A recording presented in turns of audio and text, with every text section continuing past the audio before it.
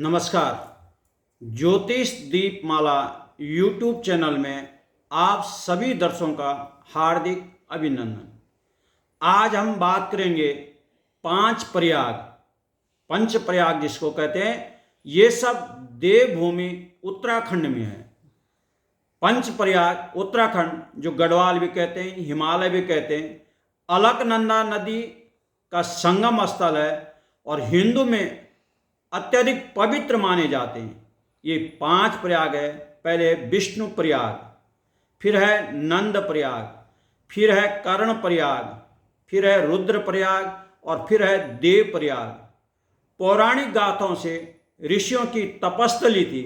भगवान विष्णु और शिव ने दिव्य संबंध से जुड़े हैं, जहाँ स्नान का मोक्षदायी माना जाता है। तो आज हम करेंगे विष्णु प्रयाग के पहले नंबर पे विष्णु प्रयाग। ये अलकनंदा और धौल गंगा के संगम है। यहाँ पर नारद मुनि भगवान विष्णु की कठोर तपस्या की और जिनके बाद विष्णु यहाँ प्रकट हुए थे। यहाँ भगवान विष्णु साक्षात दर्शन देते। नंद प्रयाग, अब नंद प्रयाग के बारे में कहें, यह अलकनंदा और मंदाकिनी नदी के संगम है। पौराणिक कथा के अनुसार यहाँ का राजा नंदा चंद्रवंश था। भगवान नारायण विष्णु की प्रसन्नता के लिए तपस्या की और कहा, भगवान आप मुझे पुत्र रूप में प्राप्त हुए। तो विष्णु प्रयाग और नंद प्रयाग में भगवान ने बालक के रूप में जन्म लिया, इसलिए वहाँ का नाम नंद प्रयाग यानी छोटा बाबा, जो भगवान विष्णु के नंद रूप है। तीसरा आता है कर्ण प्रयाग। कर्ण प्रयाग की जो मान्यता है, अलकनंदा और पिंडरा नदी का संगम है। यह स्थान महाभारत के नायक कर्ण से जुड़ा है, जिन्होंने यहाँ सूर्य की तपस्या की। जो सूर्य को जल देते थे, हजारों दिन प्रतिदिन कुंटलों सोने का दान करते, तो ये अभेद कवच कुंडल प्राप्त किया। इसी का नाम कर्ण प्रयाग। यहाँ पे भगवान ने अपने कानों में कुंडल धारण करते, तो यह कर्ण प्रयाग। कानों में भगवान ने पहले साक्षात भगवान विष्णु का अवतार है, नंद बाबा के नंद रूप में, मतलब बालक के रूप में लिया था नंद प्रयाग में। और कर्ण प्रयाग ने भगवान विष्णु ने अपने कानों में स्वर्ण कुंडल धारण किए थे।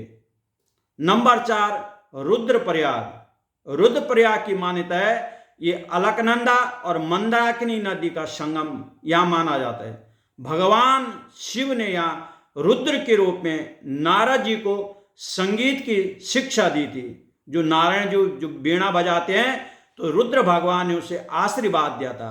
और यहाँ पे भगवान विष्णु ने रुद्राक्ष की माला धारण की, इसी का नाम इसका रुद्र प्रयाग कर दे। आप ध्यान देना, विष्णु प्रयाग यानी स्वयं भगवान विष्णु का अवतार, नंद प्रयाग में बालक के रूप में अवतार, और कर्ण प्रयाग में भगवान विष्णु अपने कानों में सोने की बाली डाली थी, और रुद्र प्रयाग में भगवान ने रुद्राक्ष की माला धारण की थी। अब आता है देव प्रयाग। देव प्रयाग, यहाँ पे भगवान साक्षात देवता के रूप में पूजे जाते हैं। आप किसी भी देवता के फोटो में देखो, भगवान बालक के रूप में, जो भी उनके हार माला जो भी हो, तो यहाँ पे देव रूप में भगवान विष्णु की पूजा की जाए। ये अलकनंदा देव प्रयाग में अलकनंदा और भागीरथी की नदी का अंतिम संगम है। यहाँ पवित्र गंगा नदी, इसके नीचे गंगा नदी, जो आप हरिद्वार इसके में बोलते हैं, ये गंगा जी। आगे नदियों का नाम अलग अलग, कहीं अलकनंदा, कहीं मंदाकिनी, कहीं पिंडरा नदी, कहीं मंदाकिनी नदी, ये सब अलग अलग है। लेकिन देव प्रयाग के नीचे अलकनंदा और भागीरथी नदी का जो अंतिम संगम होता है, तो इस पवित्र संगम को गंगा नदी उद्गम कहते हैं। इससे संबंधित महत्वपूर्ण माना जाता है, जहाँ बड़ा भगवान ने अवतार के संबंध में यहाँ प्रचलित किंवदंती है।